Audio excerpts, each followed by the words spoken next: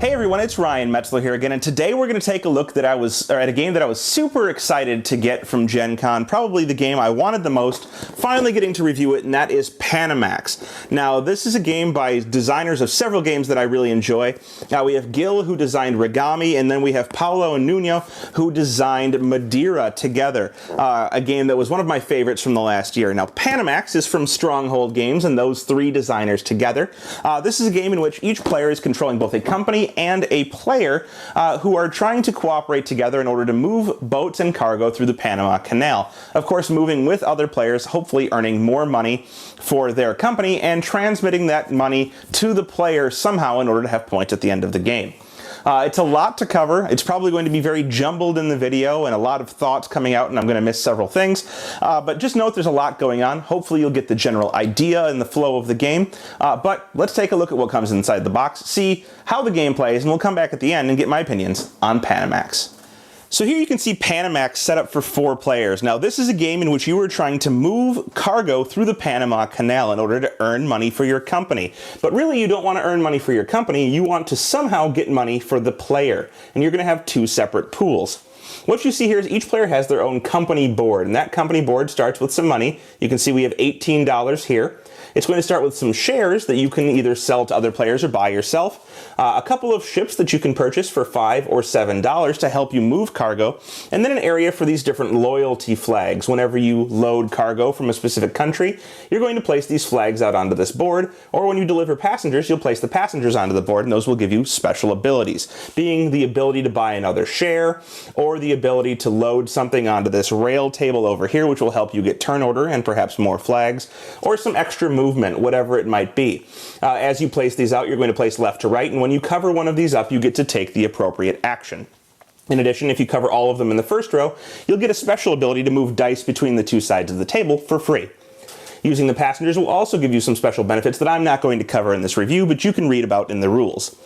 The player themselves will start with $6, and money at the end of the game in the player's account is worth victory points. So the goal is to get your player a lot of money through the payout of shares.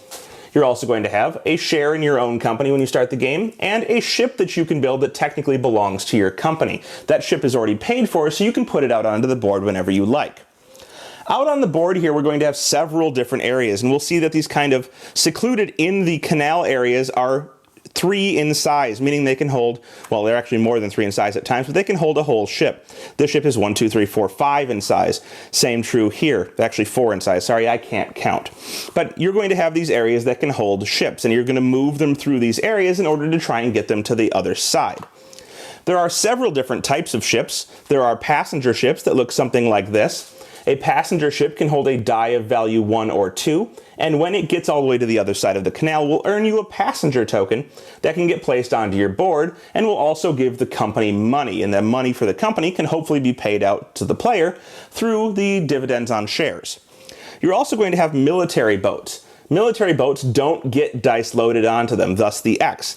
But when you move them, they can pay you, the player, for moving them.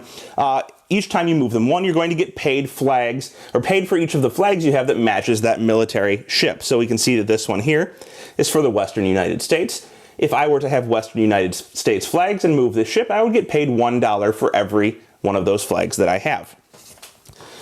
We also have what are going to be the more traditional cargo type ships. This is one that kind of is neutral in the game. It can hold 9 to 18 pips worth of dice. You can see it's written 9 to 18 on there. Once it has a minimum of 9, it can move, and it can have no more than 18. Any player can move these ships through the canals, but when they deliver, you're going to get paid $1 or $1 million, or whatever the case might be, for each pip of dice you have on that ship. Whoever moves it in could potentially get another benefit. Not for this neutral ship, but for their own ships. When you move a ship into the Atlantic or Pacific Ocean, you get some special cards, and we'll cover that more momentarily. At the beginning of the game, you're going to set up, and each player is going to get to choose a cargo card in reverse turn order. Cargo cards will look something like this. They will have a location on the top, in this case the Western United States. They will have some number of cargo, in this case there's 2 cargo, and they each have a value of 4. Alternatively, on later in the game, there'll be other cargo cards that have a reverse side that do not have an area on them. These cargo can be loaded from anywhere, but this one right here must be loaded from the Western United States. So in reverse order, you're going to choose these. We'll just say that they get chosen, and that my player here, the green player, happens to choose the double 4. They are going to load 2 4 cargoes into this container, and later, or right now, they can move these cargo out onto the board. They're going to have to place them into boats that are in the Western United States. So if we find Western US, it's going to be over here. We'll see that there are currently no boats that can hold dice of value 4. But I start with a ship in my game that I can place out there on my turn when I'm doing this. So I can place this out into the Western United States, and I can load 1 die onto it. I can only load 1 die because you're never allowed to load multiple dice onto the same ship in a turn. So even though this could hold both of my dice, I can only load 1 on there. However, I do have 2 boats that my company can build, or 2 ships I can build by paying money. If I wanted to, I could pay $5 back to the supply, build my smaller ship into this area, and load my second die onto it. Anytime you empty a container, you're going to get rid of that card and get the associated flag, placing it onto your board. And this is where you get those abilities that I talked about. So I could take a Western US flag, place it onto my board, and that gets me no ability, but the next one would allow me to buy a share from somebody else or from my own company. Each player at the start of the game will also get 2 choices of end game scoring cards, and they're going to draft these and then choose one of the 2 they have in order to keep. This one says that based on the number of East flags that I have, I'm going to get paid out victory points. And this one here says for each different share I have that belongs to different players, I'm going to get paid some amount of victory points. So you'll draft these at the start of the game, keep one, return the other, and you can earn more throughout the game. The way you're going to take actions in Panamax is by using the dice that are on this dice table. At the start of each of the 3 rounds, you're going to roll 12 dice that will go on the lower section here, split between the left and right actions, and you'll roll 4 dice that are going to go on the executive actions. You can see them right here. We'll cover how those work momentarily. On your turn, you are going to choose 1 die from the lowest spot in that column. What this is going to do is let you either take a move action with these 3 columns or a cargo action with these 3 columns. When you choose a die from the move action, you're going to get 1 gateway movement, and in this case, you're going to get 2 of the waterway movement. Now, if I were to choose from the second column here, I would get 2 gate movement and 2 waterway movement. And depending on how high the die is, you'll get more waterway movement. Depending on where it is left to right, you'll get more gate movement. So you'll want to pay attention to which die you're taking, but you must always take the lowest die in a column. If I were to choose this one right here, I would get 1 waterway movement, or sorry, 1 gate movement and 2 waterway movement. And you can track how many you have left with these little markers up here. That die would go to the side, and now let's saying that I'm the green player, I would choose how I want to use this movement. Each movement takes you past one of the icons on the board, so we see that I have a gateway movement here. If there were multiple ships in this lock here, I could go ahead and move all of the ships for 1 movement, and I must move all of the ships for 1 movement. In addition, if there were ships in the next area, let's say for example there was a ship over here, and my ship could not fit with it, I would push those ships out. Since this ship can fit, I would move it through this gate, and it doesn't push the other ship out. But if, let's say for example, a size 4 ship were in this area, moving my ship in would force this ship out, and that's a way to kind of get extra movement, especially if you have multiple ships in a row. Once it's in the open water areas, I'm not going to push them anymore. They're no longer in locks, but I've used my 1 gateway movement. I now have 2 waterway movement that I'd like to use, so I move through 1, and I'm in the open water, and then I move through another into the gate again. And now the next movement I need would be a gateway movement to continue advancing me towards the Atlantic Ocean. There's also a path that goes in the opposite direction, moving towards the Pacific Ocean, so you need to pay attention to where the dividers are, showing you where you can move your ships. Again, if I wanted to, I could actually move these 2 ships in with my waterway movement, and that would allow me to keep other ships with me if I happen to have multiple ships in the same area. So you have to pay attention to how you're moving your ships and what's the best combination of ships to move in order to advance either your ships, your opponent's ships, or sometimes the military ships in order to get money throughout the game. So that's how movement works. So I've taken a die and I've done my movement, tracking it all, I would end up down here. Alternatively, I can take a die from this other side, and that's going to allow me to get more cargo and give me some loads. So let's say I took this die right here. This gives me the option to take this card right here if I wanted to. It's got a 6, a 2, and a 1 cargo on it, and it's from the Western United States. Perhaps I want to continue that trend. If I were to do that, I would take dice from over here equal to a 6, a 2, and a 1. So I have a 6, a 2, and then I'm going to take 1 from this reserve area and put it into here.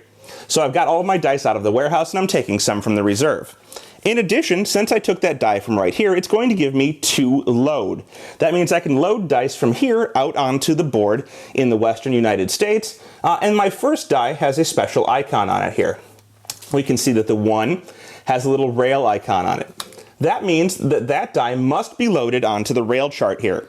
I can use one of my load to put this die out here, and that's going to help me with turn order and getting some extra flags at the end of the round. I now can only use one more load, so I could take either my 2 or my 6 and load it out into the western United States if I wanted to. Assuming this is a future turn, I can load this die out here, and now this ship would be ready to move. Ships can only move once their number ranges for cargo ships are in between the 2 numbers that are on here, so 5 to 11. We'll see that I've loaded 6 onto there, so that ship would now be able to move out of port. Alternatively, passenger ships can only move once they have dice covering all of the black numbers. So if we got a die onto this 1 to 2, we could move that ship. And military ships may be moved at any time. So on your turn, you're going to choose either a die from this movement area, or you're going to choose a die from the loading area. At times, you'll see that all of the dice from a column may have been removed. For example, right here, we've removed all of the basic dice from the 6 column. That leaves only this die in the top area, which is called an executive die, and allows you to take an executive action.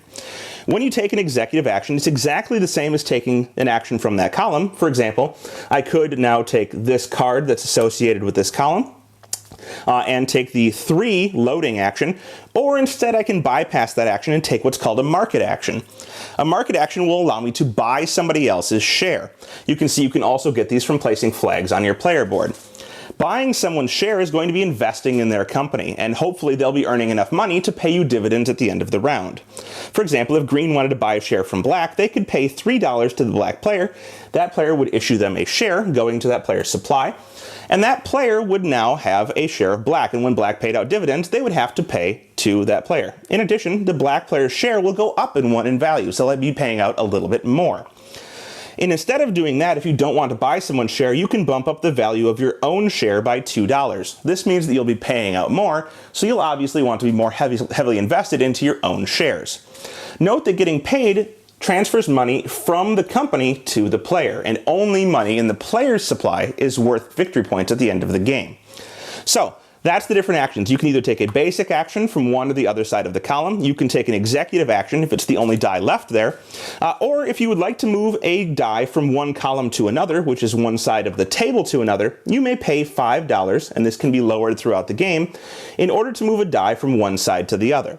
It can never be made an executive action, but will allow you to take an action that's usually empty, either to get the card, take a specific amount of movement, or simply because you want to devoid one side of the table of dice. So that's always an option. After you've chosen, you're of course going to carry out your action, be it movement out on the board, and you must always use all of the movement available to you, even if it means moving your opponent's ships.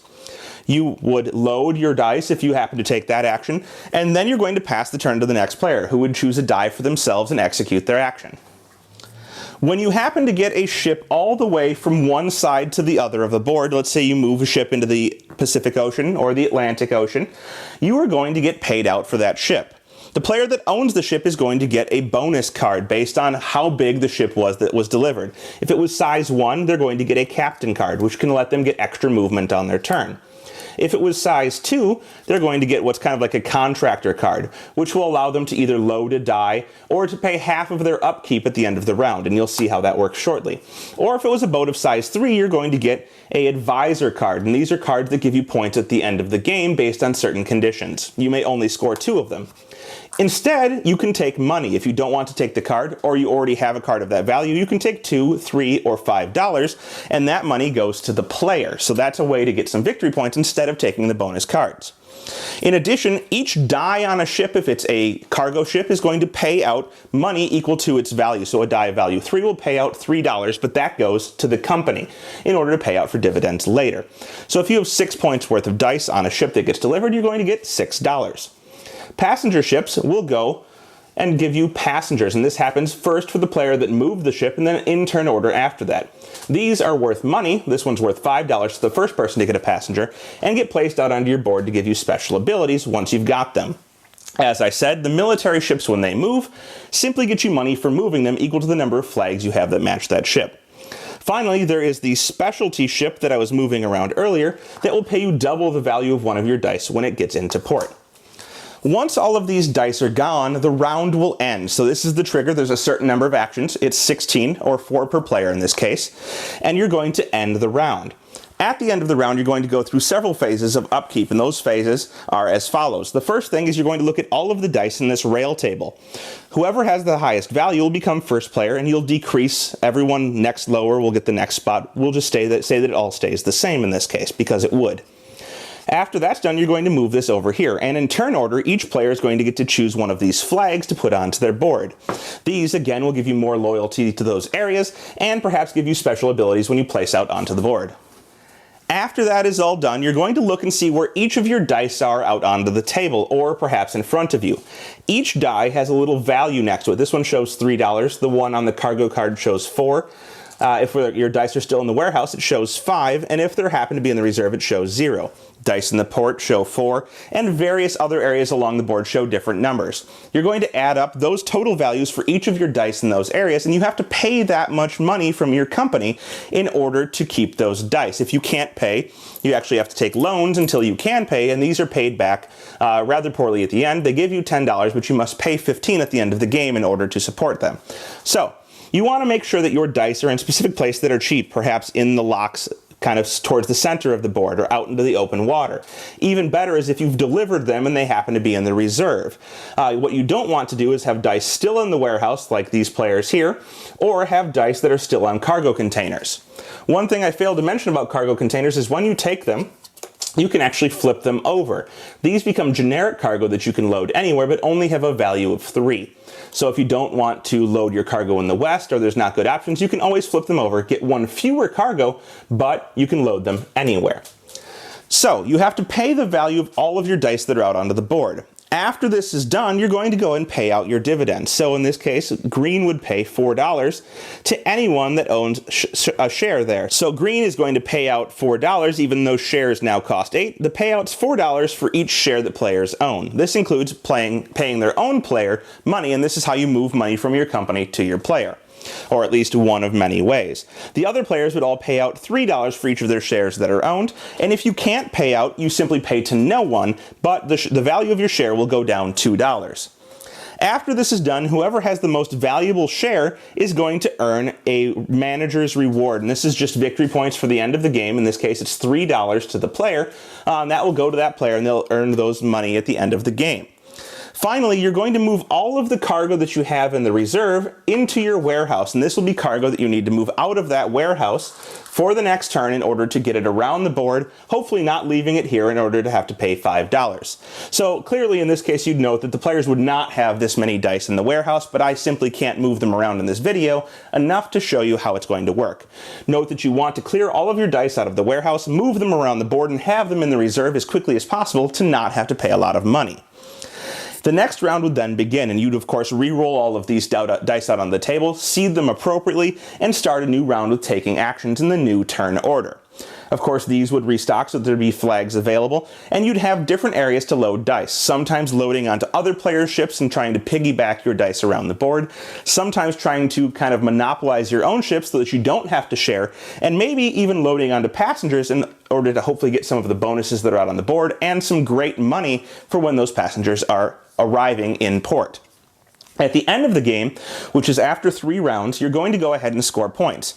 You'll get points for each dollar that your player has. You're going to sell all of your stocks back in order to get some more money. And then you're going to get bonuses for having these managers' awards. You're going to get to use 2 of your financial advisors in order to score some more money. And you're going to have to pay back your loans, of course. After you're done with all of that, the player that has the most money will be the winner of Panamax. Well, I don't think it's going to come as a surprise to anybody that I enjoy this game. It has several things that I like going on. One, several designers that I'm familiar with, that I enjoy their games, and so this was kind of a natural buy for me given who had designed it. Two, it's from a great publisher that I really enjoy. So not only does Stronghold not really make bad games, but they have one from a designer that I enjoy quite a bit, or several designers that I enjoy. Third, it's an economic, heavy Euro, so of course I'm going to like that. But the mechanics of things are very interesting. I think the first couple times you play, people are going to be trying to consolidate all of their own dice onto their own boats, not necessarily taking advantage of the fact that other people have ships they're trying to move through the canals, and they can earn money those ways. So I think early on it's kind of a focus, how can I get all of my own cargo onto my own ships and not include anybody else? Later, I think it might move a little bit more towards how can I get my dice and more dice onto other players' boats in order to score points on their movement as well? The fact that you get movement and choosing the right dice for your movement is very important, because sometimes you may end up having to move one of your opponent's ships. Not a great thing to have to do, unless of course you've managed to piggyback onto that ship like I just discussed momentarily ago. So, there's that. There's also the fact that you need to pay attention to where you're taking dice from. Sometimes somebody else may need a specific movement dice, and you can take it from them, allocating the movement differently than they would have and not allowing them to proceed through the canals properly. That can always be modified by paying to move a die from one side of the table to the other, either from cargo loading to movement or movement to cargo loading. You also need to, of course, pay attention to the cards you drafted at the start of the game. So there's all types of strategic aspects. How do I place my dice? Where do I leave them at the end of the round so not to have to pay the most money? Do I want to kind of shortchange myself from my company so that I don't have to pay dividends to players if players own more of my stock than I do? It's all kind of this balance that you have to maintain. Great game, lots of choices to make, a little bit dry in the theme, but again, that's not something that bothers me. If it bothers you, you may want to avoid it, but if you're looking for an excellent heavy Euro from wonderful designers and a great publishing company, check it out. That's Panamax. Thanks so much for watching the Dice Tower videos. Find more great videos and reviews, as well as our top-rated audio podcast at Dicetower.com. You can also find other great shows at Dicetowernetwork.com. I'm Eric Summerer, and you've been watching The Dice Tower. The Dice Tower is sponsored by Cool Stuff Inc., where you can find great games for great prices. Cool stuff in stock.